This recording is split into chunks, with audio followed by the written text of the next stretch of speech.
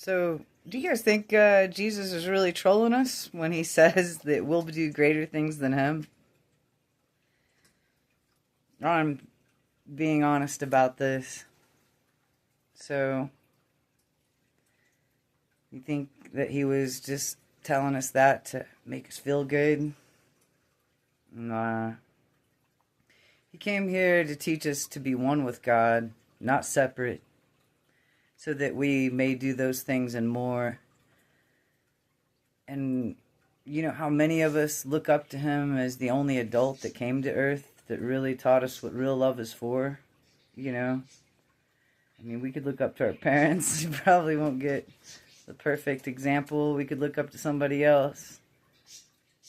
There's no other perfect example like him. But Christ wasn't trolling us when he said that you'll do these things and greater than me. He was not trolling us.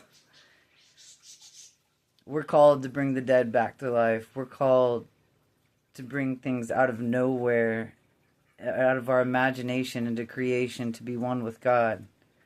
That doesn't mean I have a huge freaking ego and I'm gonna say I am God, but I am God, right? See, I'm not the source, but I'm one with the source. And if you're to bring forth any miracles, you got to know this. If you're going to bring forth the facts that Christ told us to be one with him and not separate, to be one with Abba.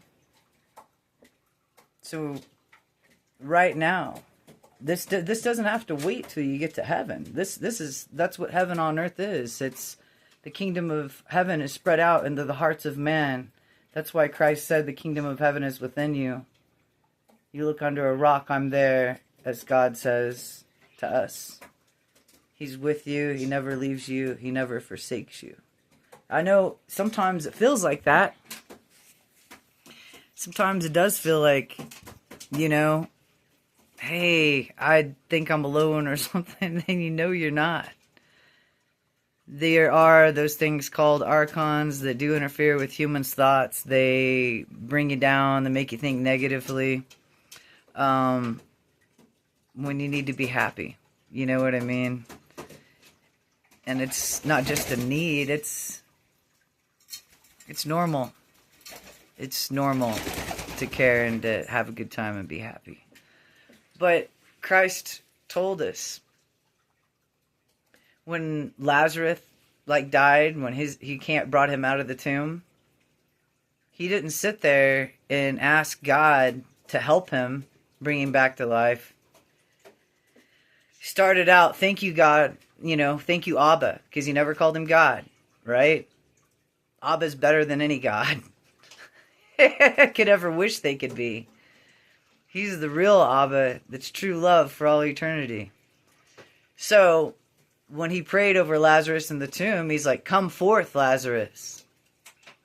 He didn't sit there, and he taught us how to pray command with the authority that's within us. He didn't say, go tuck your tail underneath your legs and pray to God like you're some little human. He said, no, take the authority in God that you have, that you are one with him. I am one with God, and command it and manifest it. And that it'll be so. But if you have any doubt in your heart or mind, you annihilate your own truth. So let's not do that anymore. And when Christ says you'll do these things and more, let us know what that is really for. To bring heaven on earth about. Why does Christ ask to be in your heart? If he's not one with you, right? He asks to be one in your heart.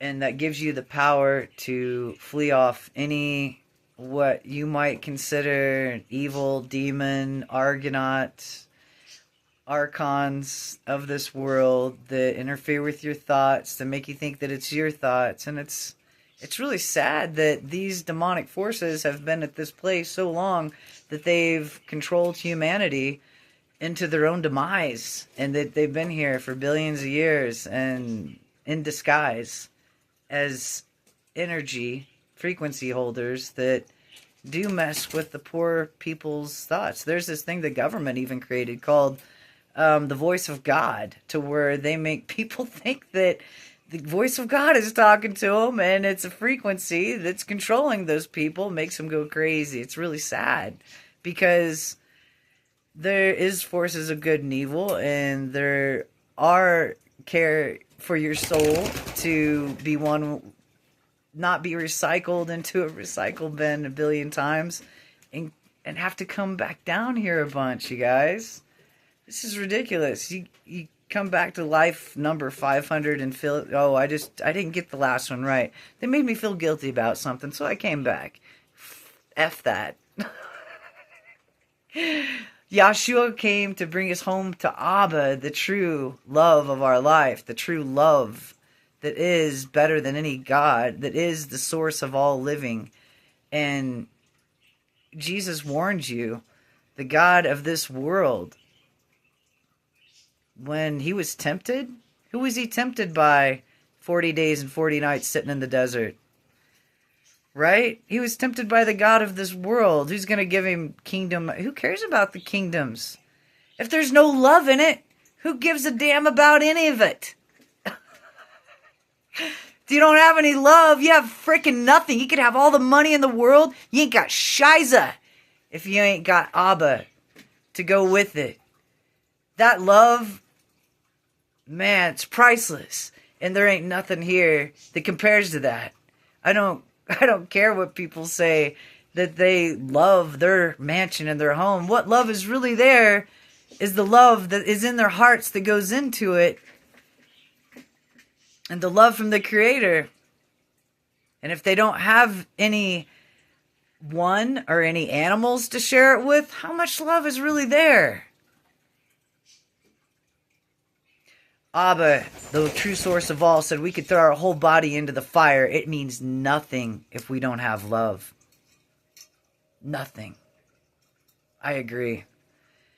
What's the point of having a world without love and without truth? And to know that you are one with God and not separate is a great truth and a great power. And the humans' minds have not fully grasped onto that. And we're here to do greater things than Jesus, he says. You'll do these things and greater than I? I know he wasn't trolling us. So how can we do these things, right? We wonder, we ask ourselves. Open up our hearts and minds, and we'll just know from the source that is one with us, that helps us grow. Priceless. And Christ was not trolling us. Man, it's great to know. In the Bible, it says we're here to be blown away by the glory of God. So we're here to be blown away by everything he does and says in the way it's good. Not the God of this world. They say the God of this world was a guy called Yaldabaoth, which was a lion head and a snake body, and was born blind, thinking he was the God of this world, when there's only one true God, through Yeshua Christ, that came and gave his whole life. I didn't see anybody else do that. I didn't see anybody care for anyone like that, like Christ did us. Who? Right? Nobody. Nobody. He was the only adult that actually came to earth to teach us kids. We could be a billion years old down here, born a billion lifetimes, still not getting it. And that's the reason why Christ came to tear the veil, so we could actually get home and be one with the Creator and not separate. If you have kids, even if you don't, imagine having them, right? They were separated from you. They're in another place. But you give them good advice. And that good advice could save their life. And so when they think of you, they're one with your voice, remembering what you said in their memory. Are they not? So remember how to get back home and be one with God's voice, as you would any good advice from beyond a parent, beyond anyone that you love in this world. The love that imagined you to be here loves you more and created you to know what true love is for and to be one with Him and not separate. In Yeshua Christ's name, that's what's up.